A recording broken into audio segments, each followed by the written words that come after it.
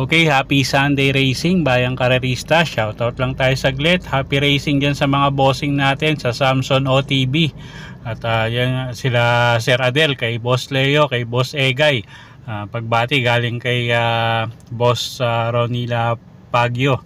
At pati na rin kay Boss Ronald Susim at kay Boss Boying Balmes. Happy racing sa inyo mga boss. At araw nga tayo ng linggo, May 5, 2024. 7 karera tayo, start time 5:30. So talagang 5:30 na nila yung dahil alam nyo naman, balitaan nyo naman siguro yung nangyari nga sa 3 kabayo last week. Okay, so simulan na natin yung mga giya natin para sa araw ng linggo, May 5, 2024. Race 1 tayo, class 4, 34 to 39 bracket. Distansya natin 1,200 meters. Start ng winner take all. Okay, first choice natin dito, numero 5, Eye in the Sky. John Paul Guse yung re-renda dyan at medyo batak sa laban tong kabayong to at napakaganda nga ng kondisyon, no? At sadyang mabibigat lang talaga yung mga nakakalaban niya lately. Pero ayun nga, batak na batak sa laban tong kabayong to. So siya yung first choice nga natin. Second choice natin yung numero 3 na rin na si Daily Burn. Sasakay naman ni Jeff Sarate. Okay, so dito sa race number 1, first choice nga natin, numero 5, Eye in the Sky. Second choice natin, yung numero 3 na si Daily Burn. Okay, race number 2 tayo. Race number 2, start ng pick 6.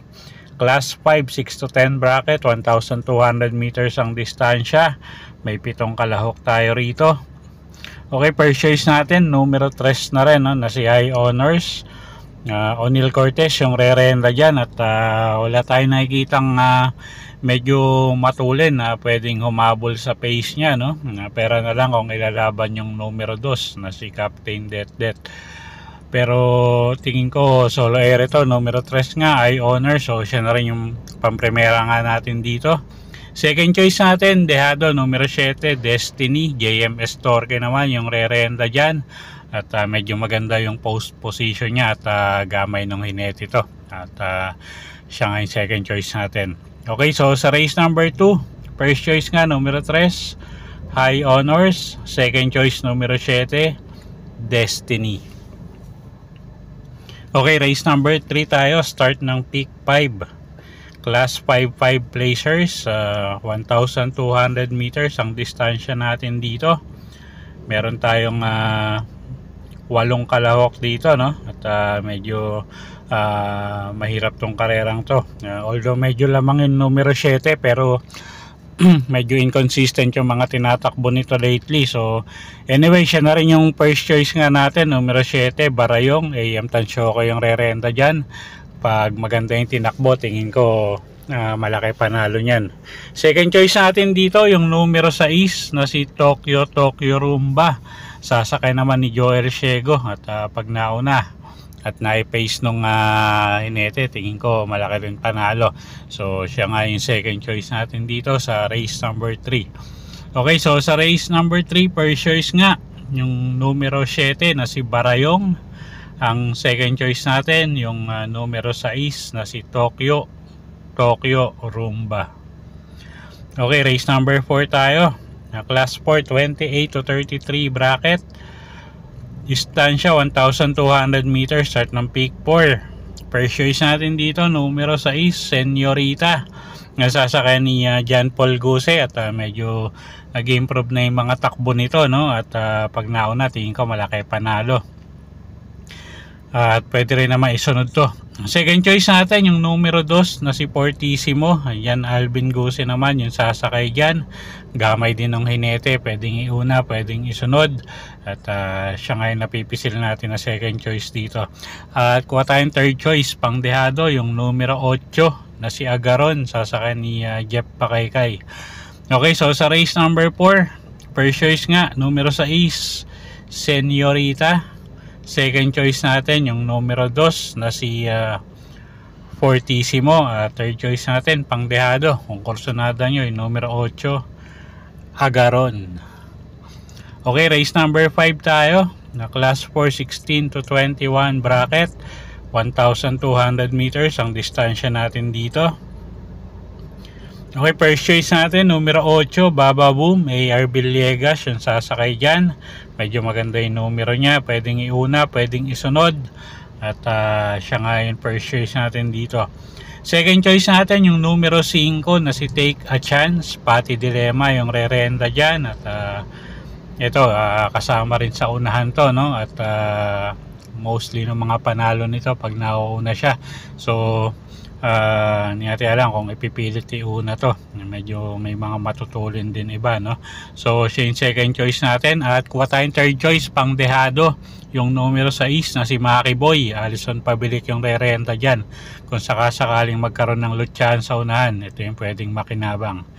Okay, so sa race 5, first choice numero 8 Baba Boom, second choice numero 5 Take a Chance, at third choice natin pang dehado numero 6 Maki Boy. Okay, race 6 tayo, penultimate race, class 5, 11 to 15 bracket, distansya 1,200 meters. First choice rin natin yung numero 1 na si Make a Difference, Jan Alvin Guse yung re-renda. Pag nilabas ng connection, malaki panalo, at medyo may kababaan na nga sa grupo yan. Second choice natin yung numero 7 na si She's Royal, John Paul Guse yung sasakay dyan. At pwedeng iuna, pwedeng isunod, at pag nauna tingin ko malaki panalo niya, no? At third choice natin dito yung numero 8 na si Prince Uno, ang sasakay naman ni Pati Dilema. Gamay ni Pati to, at medyo maganda rin yung post position niya ngayon, so tingin ko may panalo rin yan. Okay, so sa race 6, first choice nga numero 1 Make a Difference, second choice natin numero 7 She's Royal, at third choice numero 8 Prince Uno.